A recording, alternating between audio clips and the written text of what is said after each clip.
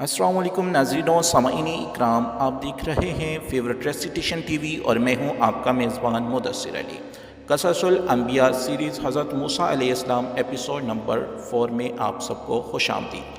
آج ہم ڈسکس کریں گے ایک خوبصورت واقعہ جس میں ایک طرف دنیا کا سب سے طاقتور بادشاہ جو خود کو خدا کہتا تھا اور دوسری طرف ایک نبی جس کے پاس صرف ایک لاٹھی تھی، لیکن وہ لاٹھی اللہ کی طاقت کا نشان تھی۔ آج ہم دیکھیں گے وہ تاریخی لمحہ جب حضرت موسیٰ علیہ السلام فرعون کے دربار میں داخل ہوئے اور ایک ایسا مقابلہ ہوا جس نے پوری دنیا کو ہلا کر رکھ دیا۔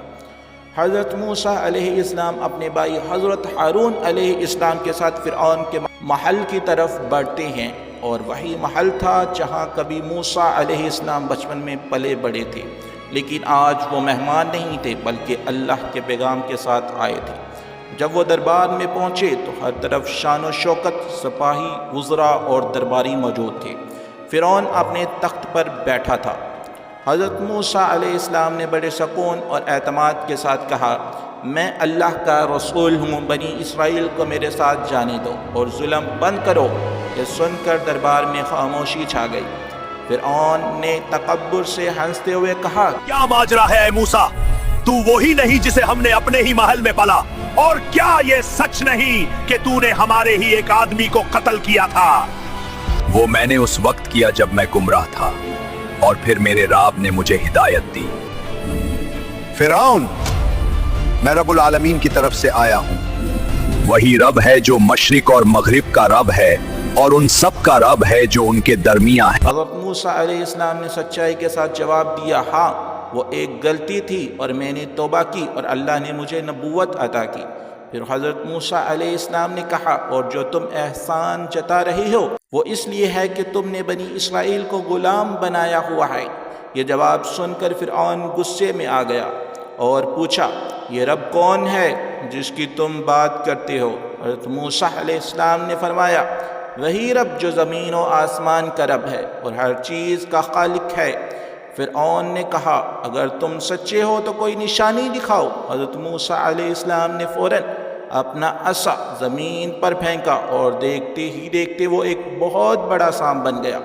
دربار میں کھلبلی مچ گئی۔ پھر حضرت موسیٰ علیہ السلام نے اپنا ہاتھ نکالا تو وہ چمکنے لگا۔ یہ سب کچھ دیکھ کر فرعون کو خطرہ محسوس ہوا، لیکن وہ ماننے کی بجائے بولا، یہ تو جادو ہے، میں مصر کے سب سے بڑے جادوگر بلاؤں گا۔ اگر تم نے موسیٰ کو شکست دے دی تو تمہیں انعام و قربت دی جائے گی۔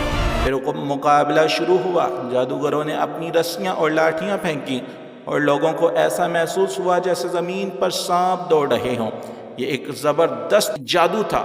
کچھ لمحوں کے لیے حضرت موسیٰ علیہ السلام کو بھی تھوڑا خوف محسوس ہوا، لیکن اللہ نے فرمایا، ڈرنا نہیں، تم ہی غالب رہو گے۔ پھر حضرت موسیٰ علیہ السلام نے اپنا عصا پھینکا اور وہ ایک حقیقی سانپ بن گیا اور اس نے جادوگروں کے تمام جادو کو نگل دیا۔ یہ منظر دیکھ کر سب حیران رہ گئے۔ جادوگر فوراً سجدے میں گر گئے اور کہا، ہم ایمان لائے موسیٰ اور ہارون کے رب پر، کیونکہ وہ جانتے تھے یہ جادو نہیں بلکہ اللہ کا معجزہ ہے۔ فرعون غصے سے پاگل ہو گیا اور بولا، تم میری اجازت کے بنا ایمان لے آئے، ضرور یہ موسیٰ کا سکھایا ہوا جادو ہے۔ میں تمہارے ہاتھ پاؤں کاٹ دوں گا اور تمہیں سولی پر چڑھا دوں گا۔ لیکن جادوگروں نے کہا، تو جو چاہے کر لے، فیصلہ تیرے ہاتھ میں نہیں ہمارے رب کے ہاتھ میں ہے۔